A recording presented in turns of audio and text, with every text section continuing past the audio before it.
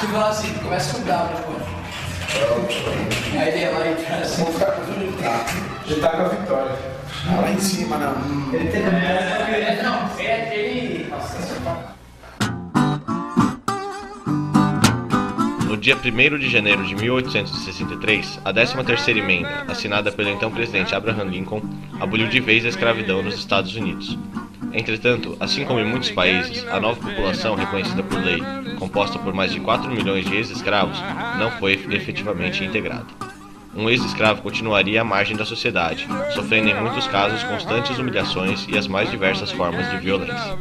Então a gente acredita uma coisa, que embora nos Estados Unidos o Lincoln tenha acabado com a escravidão, no Brasil a Princesa Isabel tenha assinado a Lei Áurea, nunca houve um projeto de integração do negro à sociedade. O negro sempre foi visto como uma pessoa de segunda categoria, relegado no segundo plano, e muitas vezes até fez alguns trabalhos aí muito mais braçais do que intelectuais, isso propriamente dito. O melhor exemplo de segregação social enfrentada pelos negros norte-americanos é a existência de restrições legais ao direito recém-obtido, principalmente em estados sulistas, com grande destaque a Carolina do Sul, ao Mississippi e a Louisiana. Essas restrições eram os Black Codes e as leis de Jim Crow. As leis de Jim Crow, estas sim baseadas no conceito segregado, mas igual, vigoraram de 1876 a 1965 e estipularam que restaurantes, trens, ônibus ou qualquer estabelecimento público deveria criar instalações distintas para brancos e para negros. Bom, a gente sabe que os negros, muitas vezes, principalmente na parte sul dos Estados Unidos, sofrem um grande preconceito até hoje. Embora não haja mais escravidão, a gente viu que logo após a abolição da escravidão nos Estados Unidos, depois da 13ª emenda, a sociedade sulista, muito insatisfeita com o que aconteceu, criou vários grupos de perseguição aos negros. O mais famoso, a Ku Klux Klan, KKK, que é uma entidade aí que prega supremacia branca e prega violência contra os negros aí. A gente tem bairros no sul dos Estados Unidos que são bairros de negros, alguns guetos aí. Assim, quando se fala a respeito dos movimentos pelos direitos civis, entende-se a época de grande instabilidade política e social compreendida entre os anos 1954 e 1980, e a luta pela igualdade entre os cidadãos, independente da cor, raça e religião, mais especificamente a luta contra a segregação. Injustice anywhere is a threat to justice everywhere. Martin Luther King Jr. foi um dos principais ativistas civis de sua geração, permanecendo como ícone norte-americano ao lado de Malcolm X e de Rosa Parks. Sua atividade política iniciou principalmente com o acidente do dia 1º de dezembro de 1955, envolvendo Rosa Parks, uma costureira negra vítima da segregação. Segundo a lei de Jim Crow, Rosa Parks deveria ceder seu lugar no ônibus. Ao se recusar a fazer isso, Parks foi presa e multada. E o que parecia uma atitude isolada acabou sendo motivo de incentivo nos sermões de Martin Luther King, que era então um jovem pregador protestante. Tal atitude foi acolhida e incitada entre seus fiéis. I want to get the language so right that everybody here will cry out, yes, I'm black, I'm proud of it, I'm black and beautiful. A revolta culminou com o início do boicote aos ônibus de Montgomery, no Alabama. Diziam circular da comunidade negra: 3/4 dos usuários são negros e ainda assim somos presos ou temos de ficar em pé na presença de bancos vazios. Não andem nos ônibus para trabalhar, para ir à cidade, para ir à escola ou para qualquer coisa na segunda-feira. Vocês podem se dar ao luxo de não ir à escola por um dia se não tiverem outros meios de ir que não por ônibus. Se você trabalha, pegue um táxi ou caminhe. Mas por favor, crianças e adultos, não andem de ônibus na segunda.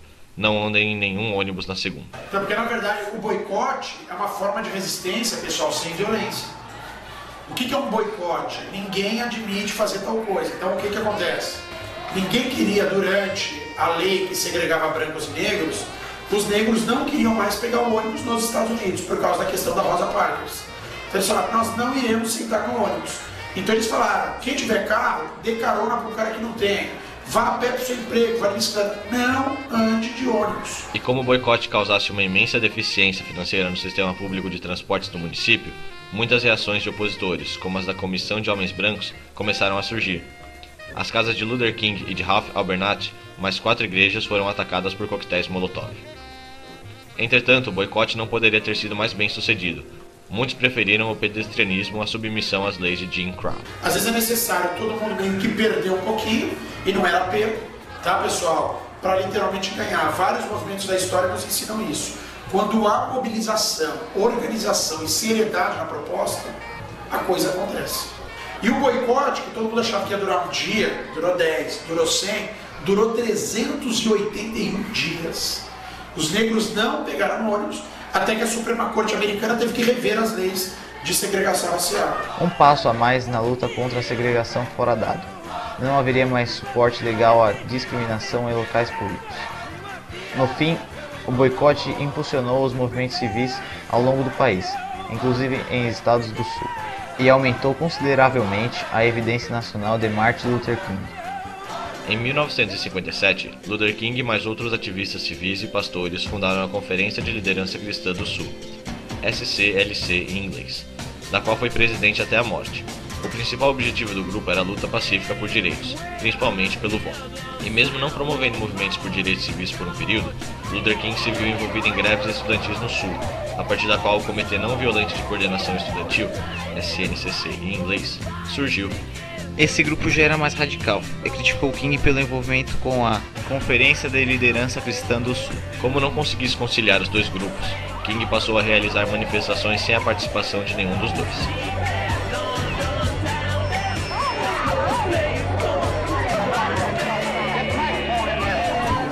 Um dos principais movimentos do qual participou foi a Marcha sobre Washington, proposta por A. Philip Randolph em 1962, mas rejeitada inicialmente por vários líderes. Para que a marcha ocorresse era necessária a participação dos 6 grandes, The Big Six, líderes católicos, judeus e protestantes, dos quais Luther King estava incluído. Randolph disse certa vez: "Dedico meu coração, mente e corpo para alcançar a paz e a justiça social." No dia 28 de agosto de 1963, a marcha se efetivou, contando com a participação de mais de 250 mil pessoas, das quais cerca de 80% eram negras. Eram pessoas politicamente inconformadas, desesperadas por uma mudança social drástica, que trouxesse liberdade, trabalho e igualdade social, com o fim da segregação. O ponto alto da sua manifestação foi a própria marcha. A gente tem nos anos 60 um ano de efervescência cultural no mundo todo. E nos Estados Unidos a gente tem o quê? Essa geração da juventude nova que está chegando, a gente tem o direito das mulheres, o direito dos negros. Essas minorias que de certa forma foram oprimidas começam a aparecer cada vez mais. O envolvimento de John F. Kennedy, então presidente dos Estados Unidos, também foi importante na marcha. Kennedy era simpático ao movimento, o que causou certa preocupação em seu governo, já que os manifestantes poderiam sair do controle. Mas o que inicialmente deveria ser um protesto acabou sendo mais uma celebração às conquistas realizadas. Muitas personalidades famosas estavam presentes na marcha, dentre os quais Sidney Poitier, Harry Belafonte, Charlton Heston e a dupla de cantores Joan Baez e um jovem Bob Dylan, que realizou uma performance no fim do movimento. Malcolm X criticou posteriormente a marcha, que segundo ele foi um piquenique, um circo, desvirtuado do propósito original, a de mostrar a força e a fúria negra. Foi na marcha sobre Washington que Martin Luther King proferiu seu mais famoso discurso, "Eu tenho um sonho", que inspirou os presentes e compensou aquilo que foi o mais bem-sucedido movimento pelos direitos civis.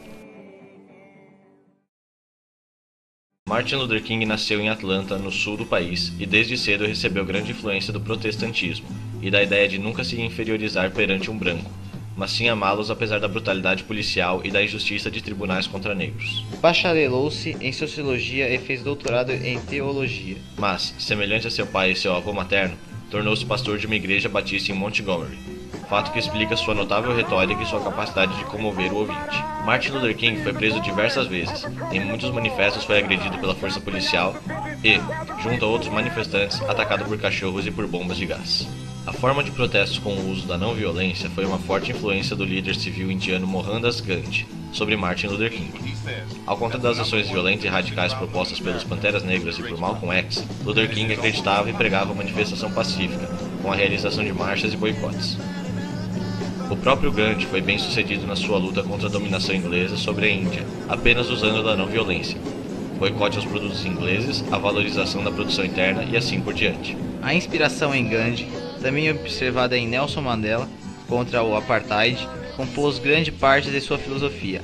Logo após o boicote aos ônibus de Montgomery, Luther King viajou para a Índia, aprofundando-se nos ensinamentos de Gandhi e refletindo sobre o movimento pelos direitos civis. E o Gandhi, que fez uma coisa muito boa, influenciou o Luther King, fez outra coisa boa, e que influencia milhares e milhares de pessoas no mundo que trabalham para construir uma sociedade mais justa, né? Quando eu falo de justiça, não é a justiça da balança, né? Não é a justiça do poder judiciário, mas a justiça social, a justiça em que todos tenham as mesmas oportunidades, que todos possam ter os mesmos direitos, que todos sejamos realmente iguais e como irmãos. Como consequência de sua postura pacífica, Martin Luther King foi o mais jovem vencedor do Prêmio Nobel da Paz aos 35 anos.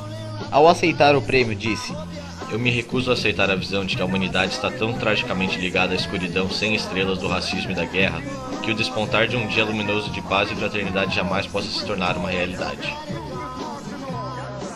Em 1968, Martin Luther King viajou a Memphis, Tennessee, a fim de prestar apoio à greve dos trabalhadores de limpeza pública, que recebiam então baixos salários. We've got some difficult days ahead, but it really doesn't matter with me now, because I've been to the mountaintop. I don't mind. Like anybody, I would like to live a long life. Longevity has its place. But I'm not concerned about that now. I just want to do God's will. And He's allowed me to go up to the mountain. And I've looked over and I've seen the promised land. I may not get there with you, but I want you to know tonight that we as a people will get to the promised land.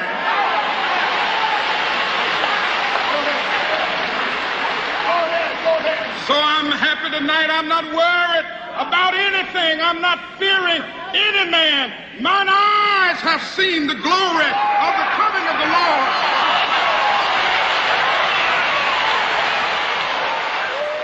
Entretanto, no dia 4 de abril do mesmo ano, antes que pudesse solidificar sua participação, Martin Luther King Jr. foi assassinado no motel em que se hospedara, o Motel Lorraine.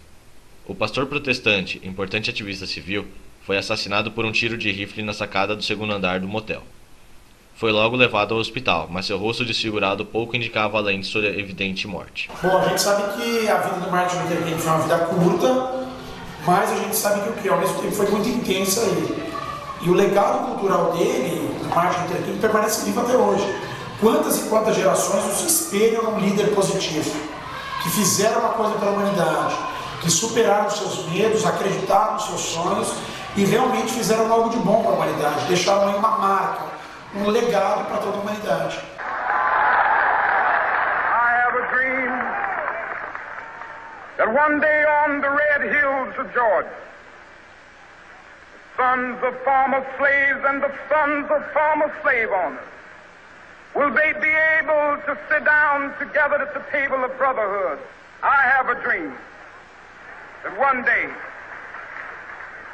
even the state of Mississippi, a state sweltering with the heat of injustice, sweltering with the heat of oppression, will be transformed into an oasis of freedom and justice. I have a dream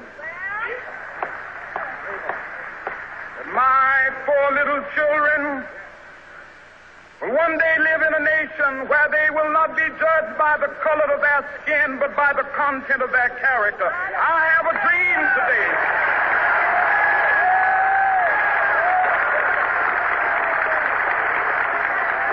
We will be able to transform the jangling discords of our nation into a beautiful symphony of brotherhood.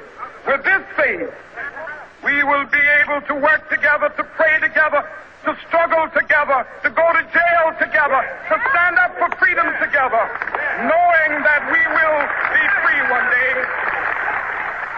We will be able to speed up that day when all of God's children, black men and white men, Jews and Gentiles, Protestants and Catholics, will be able to join hands and sing in the words of the old Negro spiritual, free at last, free at last. Thank God Almighty, we are free.